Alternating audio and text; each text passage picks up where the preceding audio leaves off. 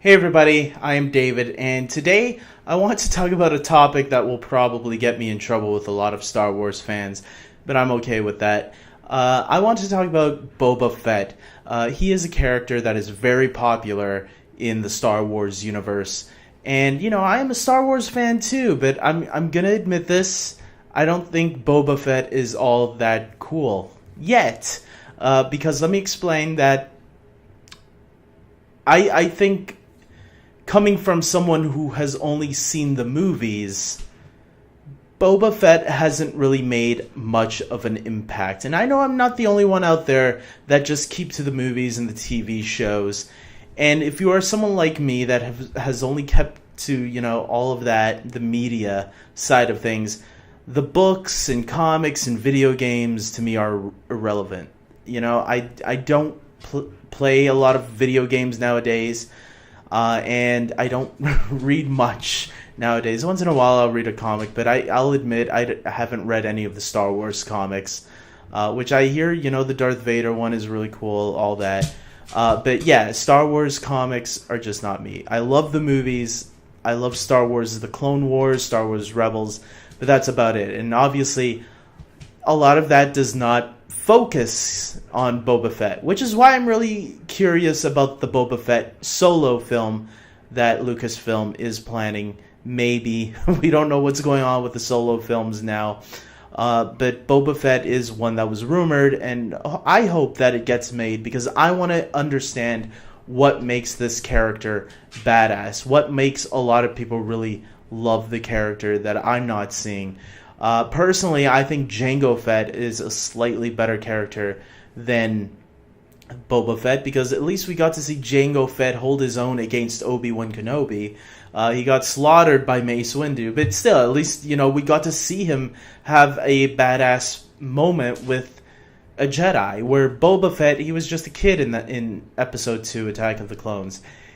In the original trilogy, all he is a hired bounty hunter in Empire Strikes Back, but he doesn't really do much in Empire Strikes Back either. He could have had a little one-on-one with Han Solo, but instead they just made him call up the Empire and say, hey, I know where these guys are heading, better get to Cloud City, and they do, and Vader takes care of the rest, and then just hands him over to Boba Fett so Boba can bring him over to Jabba the Hutt, where he gets... Eventually, his demise ends with him falling into a pit. Now, I know that in the books, I believe, or extended lore now, or legends, whatever you want to call it, Boba Fett apparently does survive, but that's no longer canon, and they could make it canon again. We'll see. Maybe this Jon Favreau series will touch upon that. People are saying it's going to be connected to Mandalore in some way, the Mandalore where Boba Fett's armor is inspired from. I mean, there is something planted here that's interesting, that he is a clone of Jango Fett.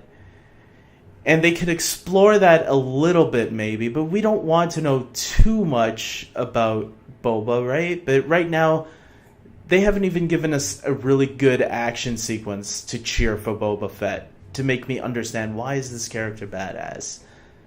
I haven't seen much yet, except that he fell down a Sarlacc pit, whatever. Other than that, look, maybe there's other people that can convince me why he's cool. Maybe there's a way people have seen the movies that I didn't see it, and maybe there's people that can convince me. Try convincing me that Boba Fett is cool without going into the extended lore, because that to me is just an easy way, and I don't read the extended lore, so I don't understand that. That to me is not canon for myself until I actually read it, or until I see an adaptation of it, maybe, because I'm never gonna read Star Wars. Look, I barely read. The last book I tried to read was Ready Player One, and I didn't even get through the whole book. And I was listening to that one in audio format. I just got bored towards the end. I said, the movie's good enough for me. And that's how I ended off with Ready Player One. So, books and me, once I got out of high school, I was like, I'm done with books. I read enough. So there we go. That's my life. And with that being said, I hope you guys comment below and start a debate about what makes Boba Fett good for people that maybe don't watch, don't read the books or the video games. Try to have a conversation about that if you can. Try to convince me if you can. Maybe somebody can turn my eyes around and be like, well, you know what? I never thought about it that way. That's what I'm kind of hoping for out of this video. Because I have a feeling without the extended lore, Boba Fett is really nothing. And it's a lose situation. So, with that being said, I hope you guys like this video. Please subscribe to my channel, especially if you're a huge Star Wars fan. Because I do talk about Star Wars once in a while, like today. And this discussion was brought up because I was listening to a podcast, Jedi Council. I really do love everything Collider does, and their Jedi Star Wars podcast, or they have a rule of two now, and that's where they were talking about what were some of the best villains in Star Wars, and they mentioned Boba Fett, and that's what sparked this thought of discussion. So comment below. I hope you guys like this video, and until next time, take care.